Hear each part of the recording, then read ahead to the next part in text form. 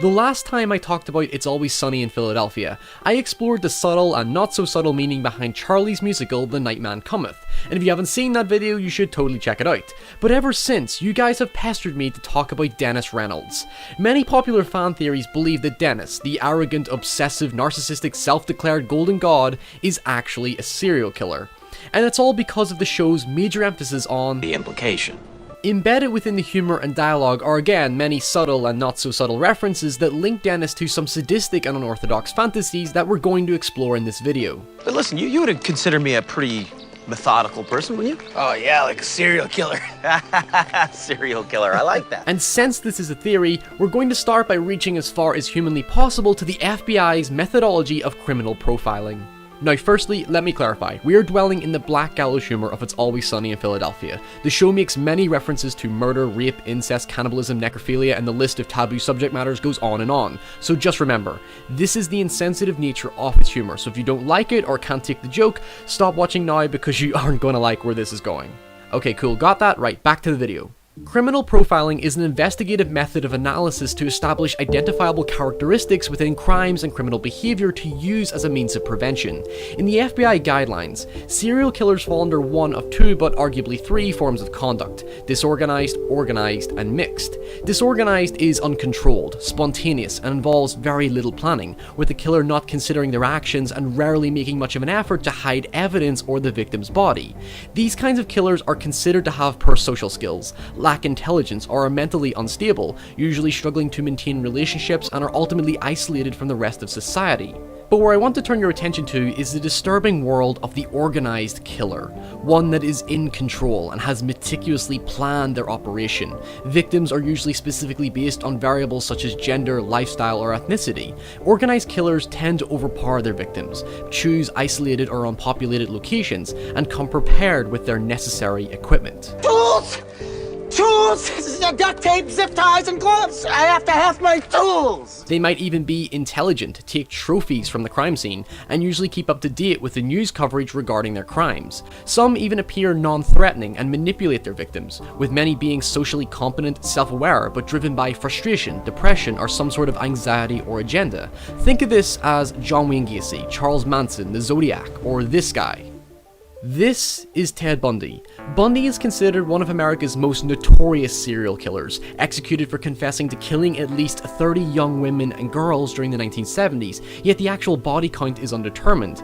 He would lure female victims into his car, take them to secluded locations where he would assault and kill them, with many being raped either in life or after death. In some cases, Bundy would even return to the scene of the crime with the corpses to perform sexual acts. Okay, so you're probably thinking, why am I telling this? Well, the important point about Bundy's crimes wasn't the acts themselves, but the personality behind it all. Ted Bundy was an extremely intelligent, charming, and handsome man who simply blended in with the rest of us. In many psychology or criminology classes, he's used as a primary example of how generalized we perceive twisted killers to be. That I couldn't control it anymore, that these barriers that I had learned as a child, that had been instilled in me, were not enough to hold me back with respect to seeking out and harming somebody.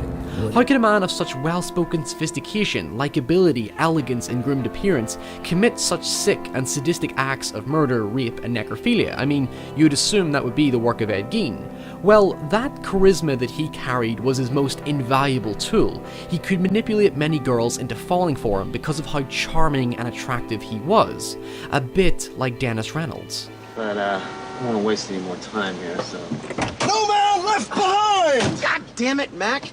There is no denying Dennis's physical attraction and charisma. He's excessively vain and obsessive about his appearance, and in constant need for sexual approval. There are several occasions in which his sexuality and attractiveness dominates his attention for entire episodes. Let me tell you something.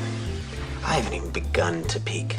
But he has this distorted sense of perfection about himself, and believes that people practically bow down to him. In fact, he goes as far as to declare himself as a figure worthy of being worshipped.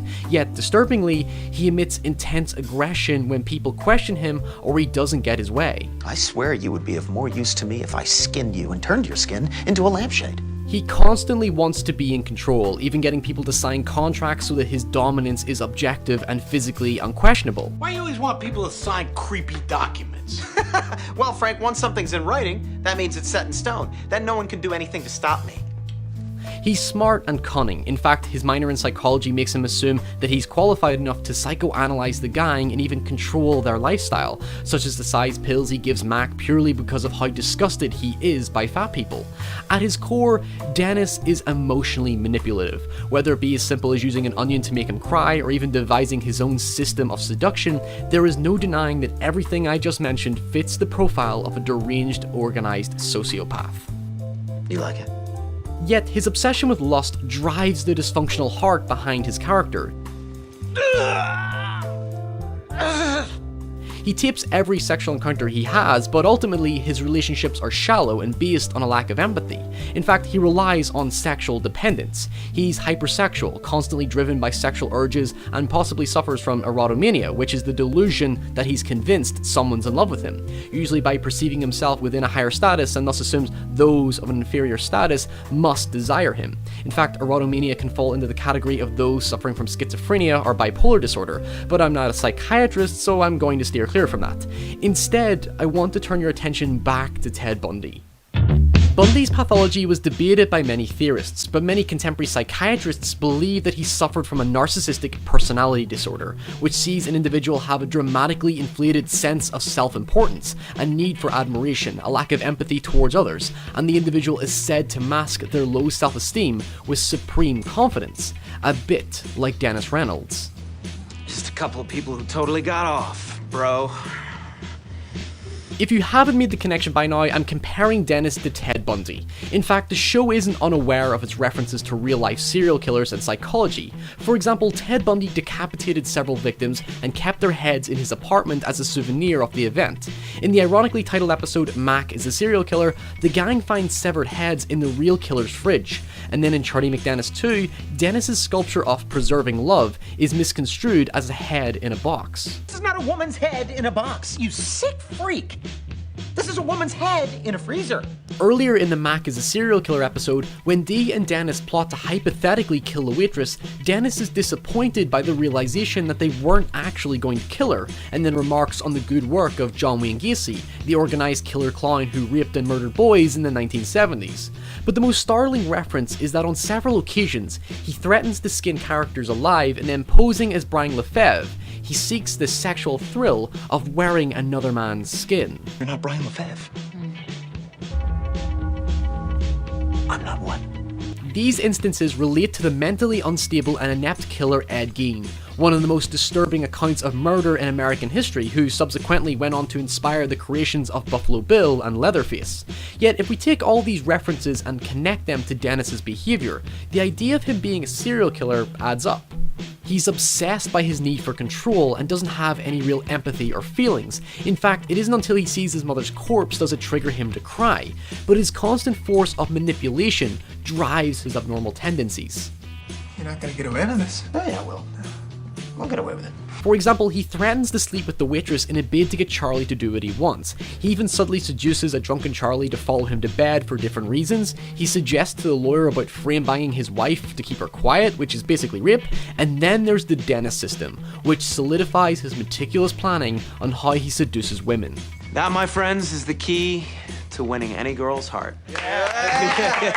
And then, of course, he doesn't help himself by describing his implication, which in the latest season is mirrored by his sister Dee, who has her own plan of seduction, which involves her basically using her sexuality to blackmail men into sleeping with her. Yeah, I should definitely see a doctor. Now, let's get serious for a moment. Dennis being an actual serial killer misses the whole joke of his character. He's supposed to come off as a creepy, sadistic predator because his character genuinely believes that women find that attractive about him. Well, that's not supposed to happen. The joke is the implication, not the actuality. If he were a killer, that would ironically kill the point of his character and thus the overarching joke. Deep down, Dennis doesn't intend to be the bad guy. Most of the time, he's attempting to combat his fragile insecurity through his superiority complex by mocking and belittling the failures of others while remaining in complete denial of his own mistakes. Dennis is aware of his methodical nature, but the real irony is how he's oblivious to how his behaviour affects those around him. His delusional confidence and erotomania makes him assume that he's this irresistible god that everybody desires to have in their life. He genuinely believes that he is a god among men. However, when he's called out on his superficiality, he loses his composure and panics at the reality that he's not really in control, sparking him to act aggressively and irrationally, which is the real horror of his character. Are you saying that you have a collection of skin luggage? Of course I'm not, Dee. Don't be ridiculous. Think of the smell. You haven't thought of the smell, you bitch!